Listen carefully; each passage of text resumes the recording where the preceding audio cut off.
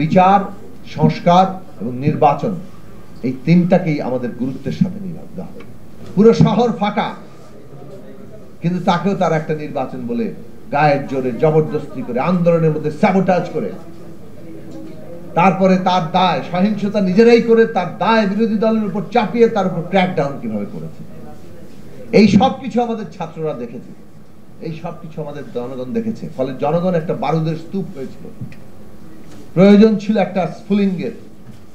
আমরা দেখেছি ইতিহাসে এটাই ঘটে, কখন যে স্ফুলিঙ্গটা আসে এবং কোন অবস্থা থেকে আসলে ওই দাবানলটা তৈরি হয়। কিন্তু দাবানল তৈরি হওয়ার জন্য একটা প্রাথমিক শর্ত হচ্ছে বারুদের স্তূপ আছে কিনা, জনগণ ওই পর্যায়ে পৌঁছেছেন কিনা। এই দীর্ঘ অপশাসন এবং বিশেষভাবে শেখ হাসিনার যে ফ্যাসিস্ট শাসন, সেইটা মানুষকে বারুদের স্তূপে পরিণত করছে, যার ফলে আবু সাঈদ যখন দুই হাত প্রসারিত করে নিজের বুকে গুলির সামনে দাঁড়ালেন, বুকে গুলি নিয়ে নিলেন, শাহাদাতের জায়গায় চলে গেলেন, সেটা ওই স্ফুলিঙ্গ হিসাবে দাবানলটা তৈরি করেছে। এবং আমাদের ছাত্র সমাজের মধ্যে আমরা দেখেছি যে এই যে রাজনৈতিকভাবে যে জায়গাটা এসেছিল, যে কেবল সরকার নয়, কেবল ফ্যাসিস্টের বিদায় নয়, রাষ্ট্র ব্যবস্থা, শাসন ব্যবস্থা এবং ফ্যাসিবাদের বিলোপ করতে হবে এবং তাকে পরিবর্তন করতে হবে, সেই জায়গাটা তারা গ্রহণ করেছে। কাজে এই প্রশ্নটা সংগ্রামের ভেতর দিয়ে একটা জাতীয় প্রশ্নে পরিণত হয়েছে। যে কোনো অভ্যুত্থান কিংবা বিপ্লবী একটা ঘটনা নতুন একটা ব্যবস্থার জন্ম দেয়, না হলে সেটা তো বড় পরিবর্তন হিসেবে আমরা গ্রহণ করতে পারি না। 24-এর অভ্যুত্থান বাংলাদেশের ইতিহাসের একটা অবিস্মরণীয় অধ্যায়, কিন্তু এত বড় একটা ঘটনা কি আসলে নতুন ব্যবস্থার জন্ম দেবে? এইটা আমাদের সামনে বড় প্রশ্ন। নতুন ব্যবস্থার জন্য নতুন মানুষও লাগে। নতুন মানুষ মানে কি? আমরা যে মানুষ, আমরা তো পুরনো মানুষ, আমরা কিভাবে নতুন হব? মানুষ কিভাবে নতুন হয়? মানুষ যখন চিন্তা করে নতুন করে, তখন সে নতুন মানুষে পরিণত হয়।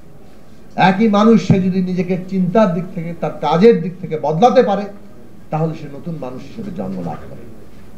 এই কারণে আমরা যখন চিন্তা করি, আমরা আসলে অস্তিত্ববান হয়ে উঠি। আমাদের চিন্তার মধ্য দিয়ে আমরা নিজেদেরকে বদলে নেই, ফলে এই নতুন মানুষের জন্ম ঘটে। আজকের বাংলাদেশের যে রাজনৈতিক বাস্তবতা, 24-এর যে অভ্যুত্থান পরবর্তী রাজনৈতিক বাস্তবতা, সেখানে আমরা যদি নিজেদেরকে, প্রতিটি দল, প্রতিটি নেতৃত্ব নিজেদেরকে বদলাতে না পারি, তাহলে আগামী দিনে আর তারা কেউ প্রাসঙ্গিক থাকবেন না।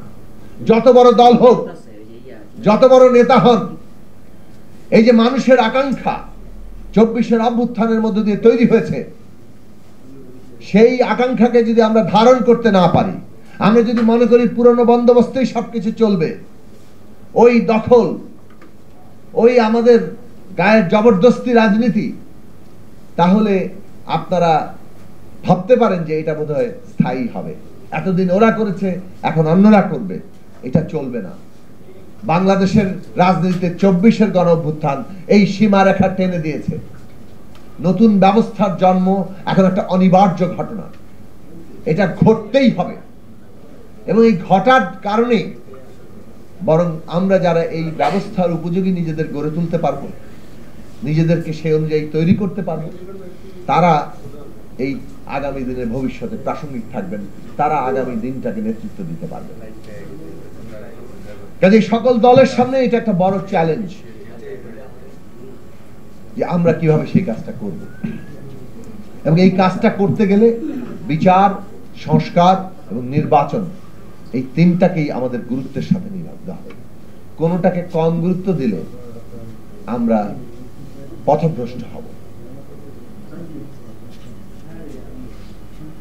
অনেকে নির্বাচনকে একমাত্র গণতন্ত্র মনে করছেন, তারা বিচার এবং সংস্কারকে অবহেলা করবে, সেটা আমাদেরকে ভুল পথে নেবে।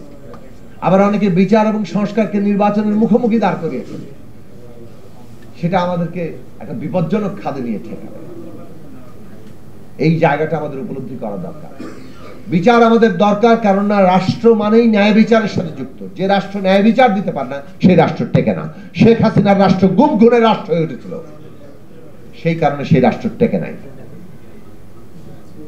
ভেঙে পড়েছে কিভাবে দেখেন নাই? একটা বাহিনী পুরো ছত্রভঙ্গ হয়ে পুলিশ তাকে যেভাবে ব্যবহার করেছে, তারা পালিয়ে গেছে, মসজিদের ইমাম পর্যন্ত পালিয়ে গেছে, ব্যাংকের গভর্নর পালিয়ে গেছে, এইভাবে পুরো ব্যবস্থাটা দাঁড়িয়েছে। তাহলে এই রাষ্ট্র এভাবে ভেঙে পড়ে। রাষ্ট্রের ধারণা ন্যায় বিচারের সাথে যুক্ত, বিচার আমাদের করতেই হবে। আমাদের নতুন যাত্রা হচ্ছে কিনা এটার প্রাথমিক লক্ষণ হচ্ছে আমরা ন্যায় বিচার প্রতিষ্ঠা করতে পারছি না। জুলাই আগস্টের হত্যাকাণ্ডের বিচার সহ গুম খুন, এই দেশের সমস্ত অন্যায় লুটপাট সবকিছুর বিচার করতে হবে। এবং এই বিচারখানে কেবল অন্তর্বর্তী সরকার করবে তা না, এই বিচারের ধারাবাহিকতা যদি না থাকে পরবর্তী সরকার পর্যন্ত, তাহলে আমাদের ওই নতুন জায়গাটা আমরা যেতে পারবো। সংস্কার আমাদের করতেই হবে।